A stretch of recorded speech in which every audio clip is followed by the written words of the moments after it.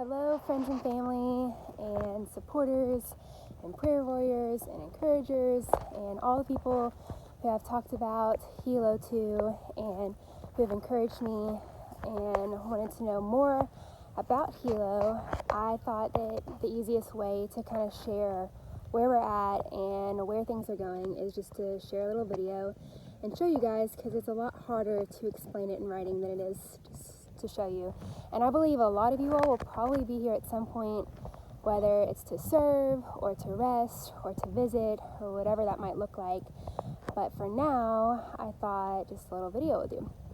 So right behind me is the main house that's on the property. It was here when they bought it, and to my left, your right, is the shop, which I will take you into the shop in a little bit. But this is where I'm living right now. I was living in a camp, but now I'm here with the family.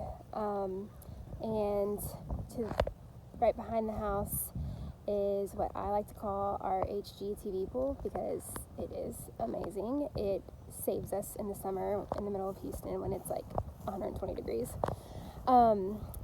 And this house is really amazing. We have said to a lot of people that it feels like the Lord built this house for this ministry, because on the inside of it, which I can show you another day, there's homeschooling happening and working from home happening in there. But there are like commercial refrigerators and ovens, and it's definitely prepared for a lot of people to utilize that space, which is really awesome. And in the backyard, there was this huge, like, park size swing set that was here, which is just like perfect for all the kids we're about to have. So there's so many things about this house that we feel like the Lord had specifically brought the family here, the family meaning the Brown family, who are the founders of Hilo that I'm working with. And we're really excited for what's to come. And there's so much in the land back behind me. That's the 12 acres that we have that we're working with right now. We think that there's going to be more to come because of all the dreams that we have for this place. We're going to need more land. But just give me 1 second and I'll go back to the back pasture and show you where the children's house is. Okay, so I'm walking down what we like to call the Hilo Road, this little gravel road that we got put in. It comes off of the main road, and this is where all of the children's houses are going to be. And so we're walking up now on the little spot where the first house is going to be, right there. That is where I'm going to live, and the first 6 kids are going to live. We're expecting our house to get here in the next 3 weeks. We're supposed to be closing on it, I think at the end of this week. And it's a mobile home, so it's not a new build. You can just bring it on out here and put it together. And we have a few more things that we're doing as far as like finishing up the well and getting septic out here. So those things are going to take a little while, but as soon as those are done, then we can have the kids move in, and I will be a full-time foster mom of 6 kids, anywhere between newborn and 17 years old. I can have boys, I can have girls. Eventually in the future, we want to split up the houses so that it's divided like between ages. But for now, with us just having one house, we're going to take whatever the need is. And so if we get a phone call for a 4-year-old, we're going to take the 4-year-old. If we get a phone call for a 17-year-old, we'll take the 17-year-old. So this is where the houses will be. You can kind of see this direction. I'll turn around down the road further. In the future, we plan to have the 2nd and the 3rd and the 4th houses, where we will have 6 kids in each of those houses as well. And then back up the other direction, back towards the main road. You can kind of see behind that big oak tree, that is where the main house is that we just came from. Okay, and now I'm going to introduce you guys to some of our animals. A lot of you all have heard about our dream to make this into kind of like a farmstead or a homestead where we can live off of the land somewhat. And this is our bull, Ferdinand. He's giving me a look, so I'm gonna keep my distance. He is probably not gonna be here long because he is getting a little aggressive, and we don't want to have a horned bull where all the kids are gonna be living. And then over here, you can see our sweet little horse, Duchess. She is amazing. She's an older horse that was donated to us. She was given to us by a friend a few months ago, and she is really beautiful. We have been working with Duchess the past few weeks and trying to get her. She's rideable, she's broke, but she is old and stubborn, so she doesn't like to listen that well, even though we know she knows how to. So we've been working with her. Right, girl? Oh, she wants treats, huh? She's like, why are you petting me with no treats?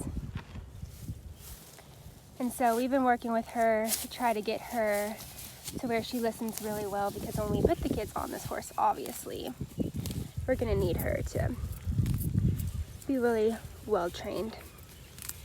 So this is Duchess.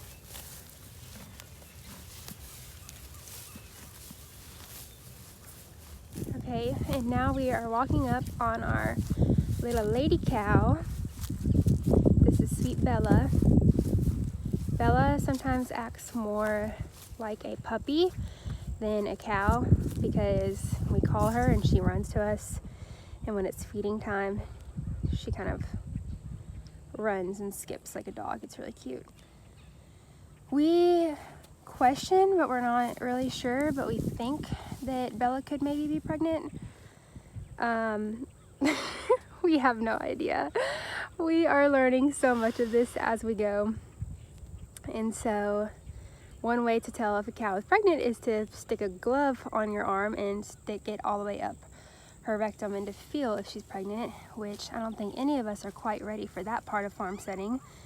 So if anyone has any ideas or knows how to tell if a cow is pregnant, let us know.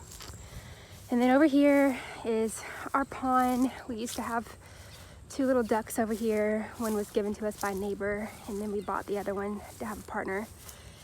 But we think one of them maybe got eaten or by a raccoon. We're not really sure. And so we gave the other one away. RIP to Petrie and Daisy. Don't have them anymore. But this is most of the land now. You've seen we're in the back pasture, and you can kind of see the front house all the way up there, top of the property, and then the road where the houses are gonna go, and on the other side of that we have some more land. Okay, so now we're in one of my favorite places on the property that I wasn't really expecting to be one of my favorite places, because it's the shop.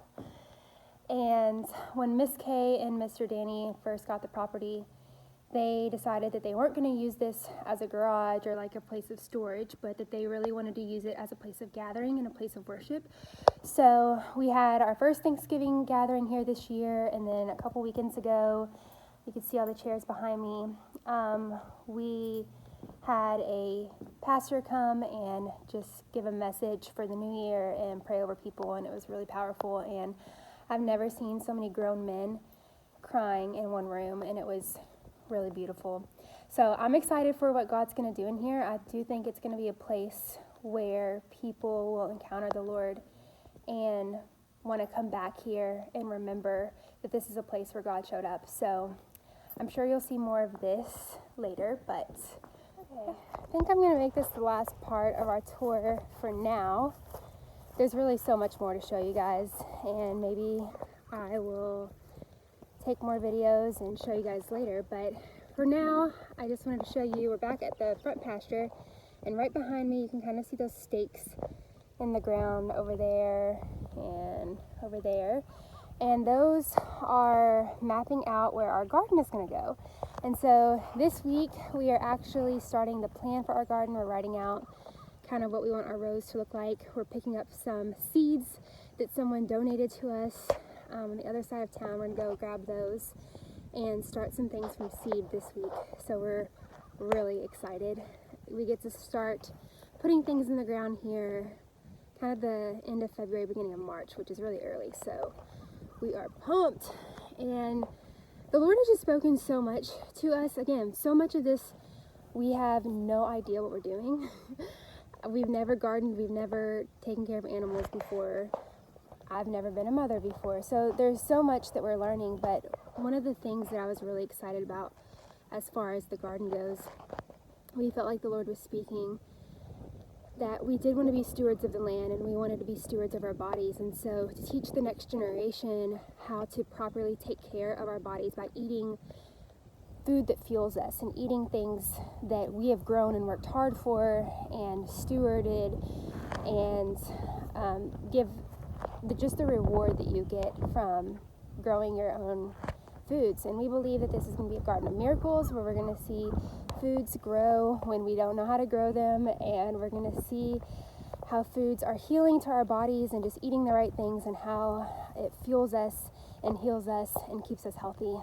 So I'm sure you guys will hear more about the garden. And if you have any gardening tips, send them our way, because we don't know what we're doing. That's the end of our property tour for now. I'm sure there's going to be more to come. But I just wanted you guys to just go ahead and see with your own eyes some of what our plans are. Some of you have heard about it, some of you haven't.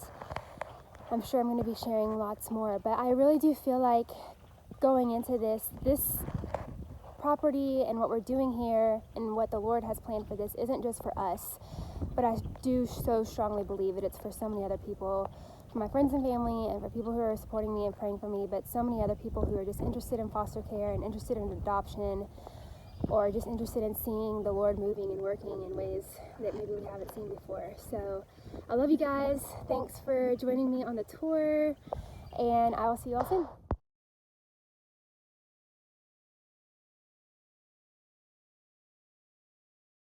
You still didn't show the horse. Everybody, meet Trinity. We call this one PETA because she thinks that a farm is meant to be a petting zoo and that you're not supposed to eat any of your animals. Well, we only have 2 cows. How are you supposed to eat them? So Hunter named her PETA.